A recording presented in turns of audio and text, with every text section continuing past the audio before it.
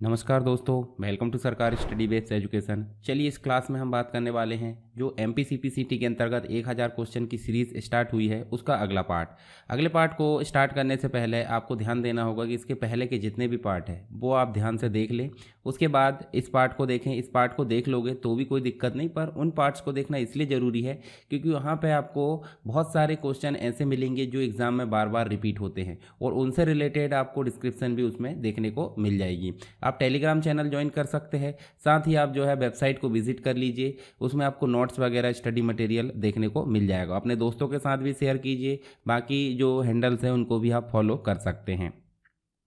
Next question है, निम्नलिखित में से कौन सा डाटा सर्वर को उच्चतम स्तर मतलब हाई लेवल की जो सिक्योरिटी है और विश्वसनीयता यानी रिलायबिलिटी के साथ प्रतिदिन 1 ट्रिलियन वेब ट्रांजैक्शन को संसाधित करने के लिए डिज़ाइन किया गया है। यहाँ बात की जा रही है जो कंप्यूटर है, कंप्यूटर के जो टाइप्स होते हैं, आपने फंडामेंटल्स का बेसिक क्लासेस पढ़ा होगा तो उसमें आपको देखने को मिला होगा बहुत सारे कंप्यूटर के प्रकार है, जिसमें आपको देखिए मेन फ्रेम है, लैपटॉप है, मिनी है, माइक्रो है, ये सारी चीज़ें देखने को मिल जाती है। जब हम बात करें लैपटॉप की तो लैपटॉप और माइक्रो कंप्यूटर ये दोनों जो है एक ही श्रेणी के, यानी कि माइक्रो कंप्यूटर ही लैपटॉप है। हालांकि कैटेगरी कैसे चेंज हुई है कि गोदी में रख के चलाते हैं, एक और कैटेगरी होती है डेस्कटॉप, तो ये दोनों तो यहाँ पर नहीं होंगे क्योंकि ये पर्सनल यूज़ के लिए होते हैं। उसके बाद बचा मेन फ्रेम और मिनी। तो मिनी कंप्यूटर जो होता है, मिनी कंप्यूटर से पावरफुल कौन होते हैं? Main frame. मेन फ्रेम को बिग आयरन भी बोला जाता है। इसका मतलब राइट आंसर हमारा हो जाएगा मेन फ्रेम। ठीक है, तो राइट आंसर क्या है? जो 1 ट्रिलियन से भी ज़्यादा वेब ट्रांजेक्शन को प्रोसेस करता है प्रतिदिन, कौन करता है? Main frame. और मेन फ्रेम से थोड़ी कम क्वालिटी होती है मिनी की। इसके बाद एक्स्ट्रा और अगर देखें तो एक और होता है सुपर कंप्यूटर। तो सुपर कंप्यूटर के बारे में भी आपको थोड़ा सा जानना चाहिए। देखिए यहाँ पे बात हो रही है मेन फ्रेम कंप्यूटर की। तो मेन फ्रेम इस प्रकार से आप देखोगे तो बड़ी बड़ी जो बिल्डिंग्स है उसमें आपको यहाँ बड़ी मात्रा में देखने को मिलेगी मशीनें। तो इन मशीनों को अगर देखें हम तो इनको हम क्या बोल देते हैं? मेन फ्रेम कंप्यूटर बोल देते हैं। इसको बिग आयरन के नाम से भी जाना जाता है। ये मल्टी यूज़र होता है, साथ ही इसमें देखिए आपको एक साथ सैकड़ों या हज़ारों जो यूज़र्स होते हैं वो एक साथ काम करने के लिए इसको डिज़ाइन किया गया है, एक साथ सपोर्ट किया जाता है। इसमें आपको देखने को मिलेगा ये जो होते हैं लार्ज साइज़ के होते हैं, यानी बड़े साइज़ में आपको देखने को मिल जाते हैं, काफ़ी ज़्यादा महंगे होते हैं, काफ़ी ज़्यादा पावरफुल होते हैं, हाई स्टोरेज कैपेसिटी इसमें मिल जाती है, इसकी कैपेसिटी क्षमता बहुत ज़्यादा होती है और प्रोसेसिंग स्पीड भी बहुत ज़्यादा देखने को मिल जाती है। इसकी कुछ यूजेस है, जैसे कि इसका यूज़ होता है बिजनेस में, यानी कि बड़े बड़े जो व्यापार है उसमें आपको देखने को मिल जाता है, बैंक में देखने को मिल जाता है, रेलवे रिजर्वेशन सिस्टम में, एयरलाइन रिजर्वेशन सिस्टम में, सेंसस यानी जनगणना के क्षेत्र में, डिफेंस यानी कि जो रक्षा है, जो डिफेंस है उस क्षेत्र में आप देख सकते हैं। इसके अलावा आप देखोगे तो आपको हेल्थ केयर है, एजुकेशन, इन सभी जगह में इनसे रिलेटेड जितनी भी चीज़ें हैं उनमें आपको मेन फ्रेम कंप्यूटर का उपयोग देखने को मिल जाता है। नेक्स्ट क्वेश्चन है, निम्नलिखित में से कौन सी डायरेक्टरी में सभी अस्थायी फाइलें होती है? तो जैसे देखिए मैंने आपको बताया था लाइनेक्स के अंतर्गत मैंने बताया था आपको डायरेक्टरी स्ट्रक्चर। क्या बताया था? डायरेक्टरी स्ट्रक्चर, यानी कि लाइनेक्स में जो भी चीज़ें हम देखते हैं फाइल्स के रूप में, फोल्डर्स के रूप में, सभी एक प्रकार से डायरेक्टरी होती है और डायरेक्टरी का एक निश्चित क्रम होता है, यानी कि किस डायरेक्टरी के अंतर्गत कौन सी डायरेक्टरी होगी उसी को हम बोल देते थे यहाँ पर डायरेक्टरी स्ट्रक्चर। तो एक रूट डायरेक्टरी होती थी, रूट डायरेक्टरी के बाद बहुत सारी डायरेक्टरी होती थी, तो उन डायरेक्टरी के अंतर्गत हम देखेंगे तो ये सारी डायरेक्टरी देखने को मिल जाती है। इनमें से आपकी अस्थायी फाइल को स्टोर करने का काम करती है टेम्परेरी, यानी टीएमपी डायरेक्टरी अस्थायी फाइलें होती इसके अंतर्गत। तो राइट आंसर क्या हो जाएगा? ए नंबर का। टेबल के डाटा पर फिल्टर लागू करने के लिए निम्न में से किसका उपयोग किया जा सकता है ताकि आपको केवल वही जानकारी प्राप्त हो सके और ये आप जो है एमएस एक्सेस में करना चाहते हैं? तो देखिए एमएस एक्सेस में फ़िल्टर करने के लिए 2 चीज़ें होती है। एक तो जो है फ़िल्टर ही होता है जो पर्टिकुलर एक टेबल में लगाया जा सकता है, और एक होती है आपकी क्वेरी। क्वेरी का मतलब हो जाता है जो आपको एक से अधिक टेबल में देखने को मिल जाती है, ये एक टेबल में भी लगाई जा सकती है। दोनों का काम क्या है कि जो डाटा हमको चाहिए वही डाटा निकाल कर देगा, पर क्वेरी को हम सेव कर सकते हैं, यानी कि क्वेरी को बाद में भी देख सकते हैं सेव करके बना के, और फिल्टर को हम जो है करंट टाइम में ही देख सकते हैं। तो बस दोनों में ही अंतर है। तो हम MS एक्सेस में फिल्टर के एवज में क्या उपयोग करते हैं, क्वेरी उपयोग करते हैं। तो यहाँ पे देखिए आपको राइट आंसर क्वेरी देखने को मिल जाता है। MS एक्सेस के 4 ऑब्जेक्ट होते हैं। 4 ऑब्जेक्ट कौन कौन से होते हैं? तो MS एक्सेस के अंतर्गत आप देखोगे तो MS एक्सेस में सबसे पहली चीज़ टेबल देखने को मिल जाती है। दूसरी चीज़ की अगर बात करें, दूसरी चीज़ क्वेरी देखने को मिल जाती है। तीसरी आपको फॉर्म के रूप में देखने को मिल जाती है। चौथी आपको रिपोर्ट देखने को मिल जाती है। तो यहाँ पे आपको कितनी चीज़ें मिली? MS एक्सेस के अंतर्गत 4 ऑब्जेक्ट, जैसे टेबल है डाटा स्टोर करने के लिए और डाटा को मेंटेन करने के लिए यहाँ पे टेबल का उपयोग किया जाता है। जो भी डाटा हमको रिक्वायरमेंट होती है अपनी इच्छा अनुसार, तो उसे हम देखने के लिए क्वेरीज का उपयोग करते हैं। हम यूज़र से अगर रन टाइम पे इनपुट लेना चाहते हैं तो हम फॉर्म का उपयोग करते हैं। इसके अलावा हम डायरेक्ट समरी दिखाना चाहते हैं, कंप्लीट जो टेबल के डाटा है उसकी, जो भी डाटा एंटर किया गया उसकी, तो उसके लिए हम रिपोर्ट बनाते हैं। तो ये 4 चीज़ें देखने को मिल जाती है। MS एक्सेस को ओपन करके देख लेते हैं। जैसे हम MS एक्सेस को ओपन करते हैं तो यहाँ पे हम न्यू डाटाबेस बनाते हैं या डाटाबेस पहले से बना है उसको ओपन कर लेते हैं। देखिए यहाँ डाटाबेस, ये देखिए यहाँ पे बना है। यहाँ पे हम देखेंगे तो आपको डाटाबेस बनाया मिल रहा है, जिसमें आप देखोगे तो आपको MS एक्सेस के ऑब्जेक्ट के अंतर्गत टेबल भी मिल रहा है, क्वेरीज भी मिल रही है, फॉर्म भी मिल रहा है और रिपोर्ट भी मिल रही है। 4 चीज़ें होती है। इन चारों को बनाने के लिए आपको क्रिएट वाला टैब में जाना होता है। देखिए टेबल वाला टैब दिख रहा है, क्वेरीज वाला, फॉर्म वाला, रिपोर्ट वाला। इनको विस्तार से जानना है तो आप MS एक्सेस का जो वीडियो है वो देख सकते हैं। मैं डिस्क्रिप्शन बॉक्स में और आई बटन में उसकी लिंक दे दूँगा। नेक्स्ट क्वेश्चन है, जैसे ही आप देखोगे विंडोज़ मतलब जो ऑपरेटिंग सिस्टम हमारा कंप्यूटर है, ऑपरेटिंग सिस्टम को स्टार्ट करते हैं या होता है तो आपको निम्न में से कौन सा सबसे पहला या पहली स्क्रीन या कंपोनेंट दिखाई देता है? तो इनमें से देखिए आप डेस्कटॉप दिखाई देता है, कंट्रोल पैनल, कैलेंडर या कैलकुलेटर। तो देखिए होते सभी है, जैसे कैलेंडर भी हम ओपन कर सकते हैं, कैलकुलेटर भी, कंट्रोल पैनल भी, पर ये सेकेंडरी मैटर है, मतलब ये जो है आपका बाद में ओपन होंगे। पर कंप्यूटर को स्टार्ट करते बराबर आपकी स्क्रीन के सामने क्या डिस्प्ले होता है? वो होता है डेस्कटॉप स्क्रीन। डेस्कटॉप जो होता है सबसे पहली स्क्रीन होती है। तो मैं डेस्कटॉप के बारे में कुछ बेसिक चीज़ें आपको समझा देता हूँ। जैसे यहाँ पे हम जाएंगे तो देखिए यहाँ जो है हम देखने को मिलेगा, जैसे ही हम कंप्यूटर को स्टार्ट करते हैं तो हमें जो कंप्यूटर की पहली स्क्रीन दिखाई देती है उसे बोल देते हैं डेस्कटॉप। डेस्कटॉप के अंतर्गत आपको कुछ आइकॉन्स देखने को मिलेंगे, जहाँ से हम कोई प्रोग्राम है, कोई फाइल्स है या कोई शॉर्टकट्स को हम डायरेक्टली ओपन कर सकते हैं डबल क्लिक करके माउस की। ठीक है, यहाँ पे आपको वॉलपेपर देखने को मिलेगा। ये स्क्रीन वॉलपेपर हम चेंज भी कर सकते हैं, जैसे कि मोबाइल का होता है। नीचे आपको टास्क बार देखने को मिलेगा। तो टास्क बार जो होता है क्या करते हैं, डेस्कटॉप पे के सबसे नीचे दिखाई देने वाली पट्टी को टास्क बार बोलते हैं। यहाँ पे आपको क्या देखने को मिलता है, स्टार्ट बटन, जिसमें आपको देखिए सारे जो प्रोग्राम्स हैं वो दिखाई देते हैं। स्टार्ट मतलब जो भी इंस्टॉल किए हमने उनको हम कहाँ से देख सकते हैं, यहाँ पे स्टार्ट बटन से देख सकते हैं। तो स्टार्ट बटन में सारे प्रोग्राम्स की लिस्ट होती है। यहाँ से हम ऑल एप्लीकेशन भी देख सकते हैं। ठीक है, जो रिसेंट में उपयोग किए वो भी देख सकते हैं। साथ ही हम यहाँ पे देखिए डाउनलोड है, ये बहुत सारी चीज़ें, यहाँ से हम शट डाउन, रिस्टार्ट और बहुत सारे ऑप्शन, अकाउंट की सेटिंग, ये काम हम कर सकते हैं। साथ ही आप देखोगे तो यहाँ पे आपको जो है कुछ एक प्रकार से प्रोग्राम को जिसमें हमने पिन कर दी हैं, बार बार यूज़ किए जाने वाले प्रोग्राम को हमने पिन कर दी हैं, तो उनकी लिस्ट यहाँ दिखती है और ओपन किए गए सॉफ्टवेयर की लिस्ट भी यहाँ पे दिखाई देती है। ठीक है, तो यहाँ पे आप इन चीज़ों को देख सकते हैं। उसके अलावा आप देखोगे तो यहाँ पे कुछ जो प्रोग्राम रन हो रहा है, वाईफाई है, साउंड या फिर माइक्रोफोन, इनको आप देख सकते हैं। डेट एंड टाइम आप देख सकते हैं।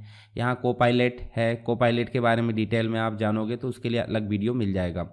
इसके बाद इसकी सेटिंग देखने को मिल जाती है। यहाँ पे डेस्कटॉप की सेटिंग की अगर बात करें तो आपको देखिए यहाँ पे डेस्कटॉप की सेटिंग कैसे देखने को मिलेगी। 1 मिनट में इसको बंद कर दूँ। देखिए यहाँ पे डेस्कटॉप की सेटिंग की अगर बात करें, व्यू है, शॉर्ट है, रिफ्रेश है। तो डेस्कटॉप के बारे में डिटेल में मैं आगे बता दूंगा। पीसी पैकेज की क्लासेस में आप देखोगे तो डिटेल में इसका वीडियो देखने को मिल जाएगा। चलिए यहाँ पे जो नेक्स्ट क्वेश्चन है वो देखने को मिल जाता हमको। ये डेस्कटॉप तो यहाँ राइट आंसर हो गया। नेक्स्ट क्वेश्चन की अगर बात करें तो यहाँ पे एक खालिस्तान प्रोग्राम है जो किसी उच्च स्तरीय यानी कि हाई लेवल लैंग्वेज में लिखे गए प्रोग्राम को मशीन भाषा में बदलने का काम करता है। तो देखिए यहाँ पे बात की जा रही है ट्रांसलेटर प्रोग्राम की। ट्रांसलेटर 3 होते हैं, एक तो होता है असेंबलर, एक होता है कंपाइलर और एक होता है इंटरप्रेटर। तो असेंबलर तो होता है, असेंबली को मशीन में बदलता है। बात की जा रही है हाई लेवल की, तो हाई लेवल के सोर्स कोड को मशीन में बदलने का काम करता है कंपाइलर। ठीक है, यहाँ पे हम देख सकते हैं। उसके बाद इंटरप्रेटर जो है हाई लेवल प्रोग्रामिंग को मशीन भाषा में बदलेगा पर साथ में एग्जीक्यूट भी कर देता है। तो ये तीन काम करता है एक तरीके से, तीन मतलब दो काम करता है, ये एक ही काम करता है और ये भी एक काम। तो यहाँ पर राइट आंसर हो जाएगा कंपाइलर। ठीक है, तो देखिए कंपाइलर की अगर बात करें तो मशीन भाषा में जो भी सोर्स कोड लिखा जाता है, चाहे वो सी में, C++ में लिखा जाता हो, तो उसके लिए हम यूज़ करते हैं क्या, कंपाइलर। कंपाइलर का यूज़ हम करते हैं जो कि मशीन कोड में बदलने का काम करता है, क्योंकि कंप्यूटर तो हमारा एक ही भाषा समझता है, 0 और 1, यानी कि मशीन लैंग्वेज को समझता है। तो मशीन भाषा में बदलने का काम कौन करता है, यहाँ पर कंपाइलर करता है। चलिए आगे देखते हैं हम। यहाँ पर कंप्यूटर में जो कीबोर्ड है उसका काम क्या है, सिंपल सी बात है। कीबोर्ड और जो माउस होते हैं, कीबोर्ड माउस जो होते हैं सिंपल इनपुट के लिए यूज़ किए जाते हैं। किसके लिए यूज़ किए जाते हैं, इनपुट के लिए। यानी कि जो भी डाटा है कंप्यूटर में अगर फीड किया जाना है तो या तो कीबोर्ड के माध्यम से किया जाएगा या माउस, ये प्राइमरी इनपुट डिवाइस है। बाकी अदर तो बहुत होती है, जैसे माइक्रोफोन है, या फिर आप टच पैड देख सकते हैं, डिजिटाइजर है, या फिर कैमरा है, बहुत सारे इनपुट डिवाइस है। उनमें से माउस और कीबोर्ड जो है इनपुट डिवाइस के रूप में प्राइमरी रूप से यूज़ किए जाते हैं। तो यहाँ इनपुट आपका पहला राइट आंसर है। स्टोरेज तो आप समझ सकते हैं, SSD है या फिर जो हार्ड डिस्क है, पेन ड्राइव है, मेमोरी कार्ड है। आउटपुट में आप देखोगे मॉनिटर, प्रिंटर आ जाएगा। प्रोसेसिंग में आप CPU देख सकते हैं। तो ये सारी चीज़ यहाँ पे देखने को मिल जाती है। नेक्स्ट क्वेश्चन है, खालिस्तान MS वर्ड में न्यू ब्लैंक डॉक्यूमेंट ओपन करने के लिए कौन सी शॉर्टकट की है। तो MS वर्ड का मैंने कंप्लीट एक वीडियो बनाया हूँ, कीबोर्ड शॉर्टकट। ठीक है, उसको आप जाकर देख सकते हैं, आपको वो वीडियो मिल जाएगा प्लेलिस्ट में। तो यहाँ पे देखिए Ctrl+A तो हो जाता है सेलेक्ट ऑल के लिए, Ctrl+N मतलब न्यू डॉक्यूमेंट के लिए, Ctrl+M का मतलब यहाँ पे MS वर्ड में कुछ होता नहीं है, Ctrl+V मतलब हो जाता है पेस्ट। ठीक है, तो ये Ctrl+M जो है वो पावर पॉइंट में यूज़ किया जाता है न्यू स्लाइड के लिए। ठीक है, तो यहाँ पे न्यू Ctrl+N मतलब ब्लैंक डॉक्यूमेंट बनाने के लिए यूज़ की जाती है MS वर्ड में। राइट आंसर बी हो जाएगा। नेक्स्ट क्वेश्चन है, निम्नलिखित में से कौन सी बाई डायरेक्शनल, यानी कि दोनों तरफ, यानी कि आएगा भी और जाएगा भी। ठीक है, यूनिडायरेक्शनल मतलब एक तरफ होता है। तो बाई डायरेक्शनल बस का मतलब हो जाता है डेटा ट्रांसमिट की जाने वाली सर्किट, डेटा ट्रांसमिट की जाने वाली सर्किट जो कि मदरबोर्ड में होती है। तो ये कंप्यूटर सिस्टम में प्रोसेसर और मेमोरी दोनों के बीच में डाटा को लाने और ले जाने का काम कौन सा बस करता है। तो देखिए डेटा को लाने ले जाने का काम करती है डेटा बस। ठीक है, जैसे मान लो देखिए यहाँ से CPU से डाटा आया, देखिए आया, और देखिए यहाँ से मेमोरी में चला गया। तो इस प्रकार से हमको देखने को मिल जाती है। और इसके साथ ही हमको एड्रेस बस, कंट्रोल बस भी देखने को मिल जाती है, जो कि सिस्टम बस यहाँ देखने को मिल जाती है मदरबोर्ड में। तो यहाँ राइट आंसर हो जाएगा डेटा बस। और सिस्टम बस से रिलेटेड मैंने सारी चीज़ें डिटेल में समझाया हूँ, उस वीडियो को आप ज़रूर देख लेना। ठीक है, इसके पिछले लेक्चर में। नेक्स्ट क्वेश्चन है, यदि एक मदरबोर्ड में लगभग खालिस्तान ध्वनि अनुपात के उच्च सिग्नल है तो जो श्रोता है, सुनने वाला है, एक साफ और स्पष्ट सिग्नल की उम्मीद कर सकता है।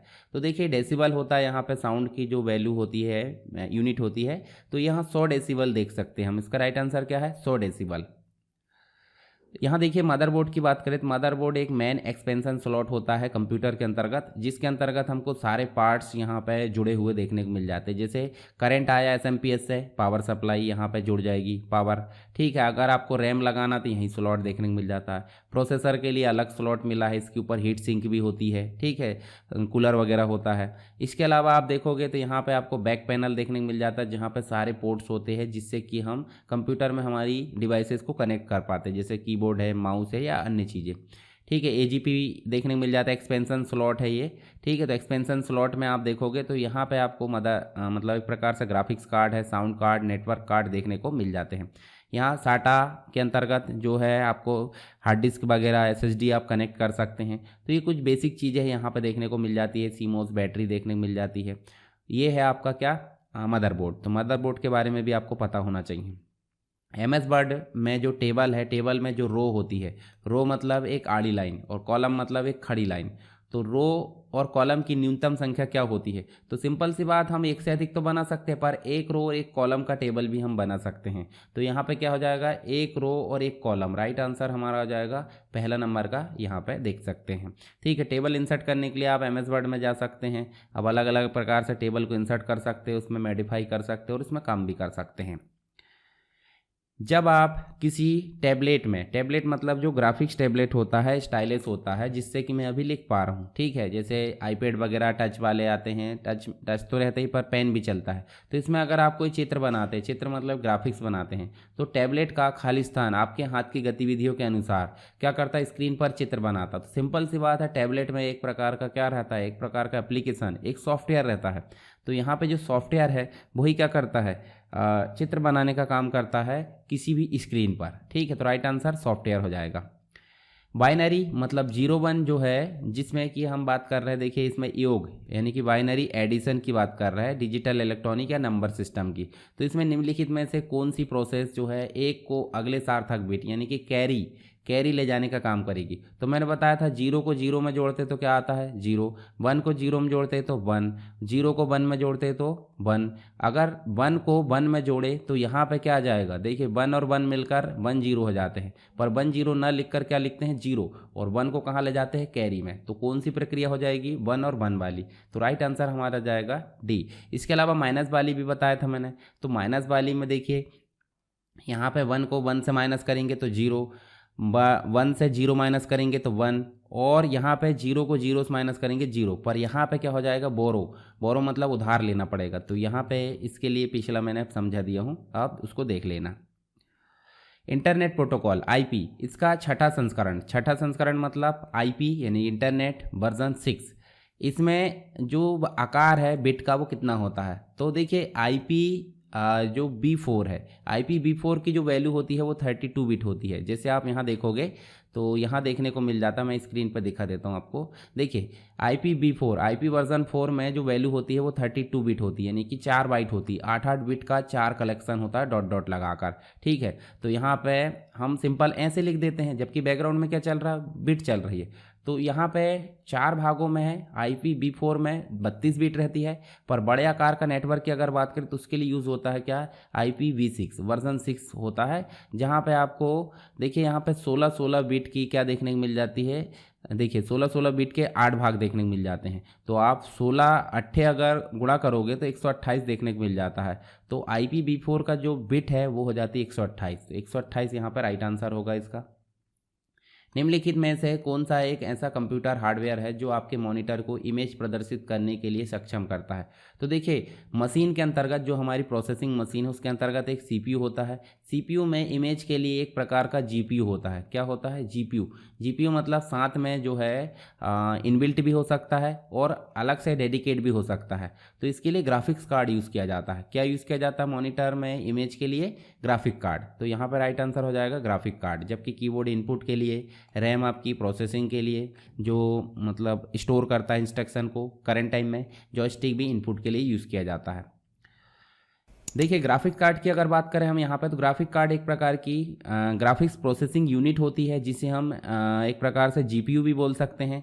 तो यहाँ देखिए इसका पूरा नाम हो जाता है ग्राफिक प्रोसेसिंग यूनिट या जीपीयू या डिस्प्ले अडाप्टर के नाम से इसको जाना जाता है। अलग अलग कंपनियों के या इनबिल्ट या डेडिकेट आपको देखने को मिल जाते हैं। बहुत सारे ग्राफिक्स कार्ड मार्केट में उपलब्ध है, जैसे एनवीडिया का काफ़ी फेमस है, जिसके अंतर्गत आपको GTX और RTX दोनों देखने को मिल जाएंगे। GTX पुरानी टेक्नोलॉजी है और उसी का अपग्रेडेड वर्जन RTX देखने को मिल जाता है।